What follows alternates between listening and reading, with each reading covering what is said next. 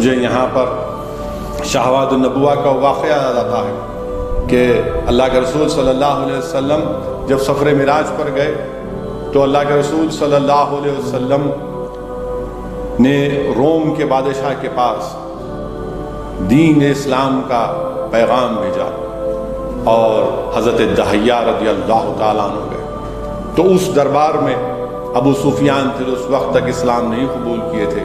ابو سفیان نے روم کے ہرقول بادشاہ کے سامنے کہا کہ ان کے رسول محمد صلی اللہ علیہ وسلم کا واقعہ سنیے کہ وہ یہ دعویٰ کرتے ہیں کہ رات کے حصے میں اللہ نے ان کو مسجد حرم سے مسجد اقصیٰ لے کر گیا اور پھر وہاں پر انہوں نے تمام انبیاء اور رسولوں کی امامت کی۔ اس کے بعد اللہ نے ان کو سفر معراج پر بلایا، وہ تمام رسول اور انبیاء سے ملاقات کیے۔ اس روم کے بادشاہ کے دربار میں ایک عیسائی پادری تھا، اس نے چیخ مار کر کہا کہ میں نے اپنی آسمانی کتابوں میں پڑھا ہے کہ جب نبی اور آخر الزماں کا ظہور ہوگا تو یہ واقعہ لکھا گیا ہے۔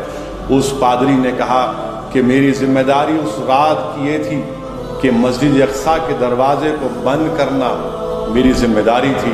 میں نے بہت کوشش کی اس رات کو دروازہ بند کرنے کی، مگر دروازہ بند نہیں ہوا۔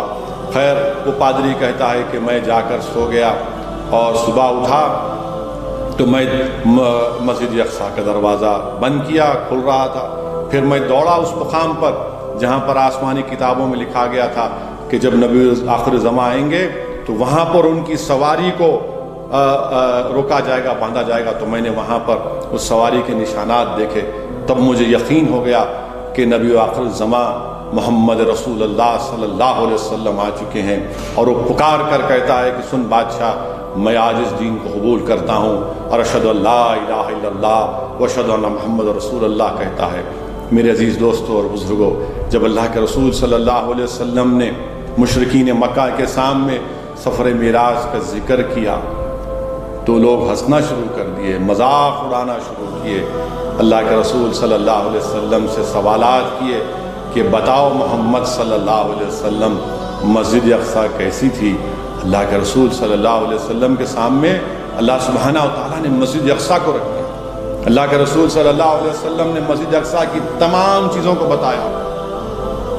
ان کو سمجھ میں نہیں آیا کہ کیا کہہ رہے ہیں، کیونکہ جانتے تھے کہ وہ سچ کہہ رہے ہیں، اور ایک ایک چیز انہیں بتائی کہ یہاں مسجد اقصیٰ میں یہ ہے، یہ ہے، یہ ہے، یہ ہے۔ پھر مشرکین مکہ نے سوال کیا کہ بتاؤ محمد صلی اللہ علیہ وسلم جو قافلے مکے سے گئے ہیں، تم نے آپ نے ان قافلوں کو دیکھا؟ محمد صلی اللہ علیہ وسلم نے ارشاد فرمایا رحمۃ اللہ عالمین نے کہ ہاں میں نے ان قافلوں کو دیکھا۔ ایک قافلے کو دیکھا جس کا ایک اونٹ گم گیا تھا، میں اس قافلے کی مشکیزے سے پانی پیا تو کسی قافلے والے نے کہا کہ محمد صلی اللہ علیہ وسلم کی آواز آتی ہے، اور رحمۃ اللہ عالمین صلی اللہ علیہ وسلم میرے آقا نے فرمایا کہ جب وہ قافلہ واپس آئے گا تم پوچھنا ان سے۔ تو مشرکین نے پوچھا کہ بتاؤ محمد صلی اللہ علیہ وسلم وہ قافلہ کب آئے گا؟ تو اللہ کے رسول صلی اللہ علیہ وسلم نے کہا کہ کل سورج طلوع ہونے سے پہلے وہ قافلہ مکے میں پہنچے گا۔ پھر پوچھا گیا کہ دوسرے قافلے کے بارے میں بتائیے۔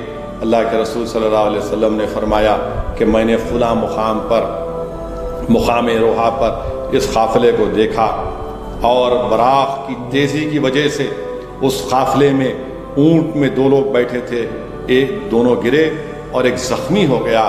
تم پوچھنا جب یہ قافلہ آئے گا کہ یہ بات سچ ہے یا نہیں۔ تو سوال کرنے والے مشرکین نے پوچھا کہ بتائیے محمد صلی اللہ علیہ وسلم یہ دوسرا قافلہ کب پہنچے گا؟ تو اللہ کے رسول صلی اللہ علیہ وسلم نے فرمایا کہ ظہر کے وقت پہنچے گا۔ پھر پوچھا گیا تیسرے قافلے کے بارے میں، اللہ کے رسول صلی اللہ علیہ وسلم نے فرمایا وہ تیسرا قافلہ تھا، اس میں بھورے رنگ کے اونٹ تھے اور اس کے اوپر 2 بوریاں لگی تھیں، اور فرمایا کہ یہ سورج غروب ہوتے وقت پہنچے گا۔ صبح کے وقت اہل حق اور مشرکین کا گروپ جمع ہو گیا اور دیکھا کہ جیسا سورج طلوع ہوا پکار کر مشرکین نے کہا کہ دیکھو سورج طلوع ہو گیا، تو وہاں سے غلامان مصطفیٰ نے آواز دی دیکھو وہ قافلہ آ رہا ہے، دیکھو وہ قافلہ آ رہا ہے۔ جب تینوں قافلے آ گئے اور جو رحمت اللہ علیہ صلی اللہ علیہ وسلم نے فرمایا تھا وہ پورا ہوا، تو اس کے باوجود بھی ان مشرکین مکہ نے کہا کہ نہیں یہ سحر ہے، یہ جادو ہے، کیونکہ اللہ نے ان کے دلوں پر مہر لگا دی تھی۔ اسی لیے کسی عاشق نے کہا کہ وہ زبان جس کو سب کن کی کنجی کہیں، اس کے نافذ حکومت پہ لاکھوں سلام۔ میرے عزیز دوستو، میرے بزرگوں، میری عزتدار ماں اور بہنوں، اللہ کے رسول صلی اللہ علیہ وسلم اللہ سبحانہ و تعالیٰ کا اپنے آنکھ سے اللہ کا دیدار کیا۔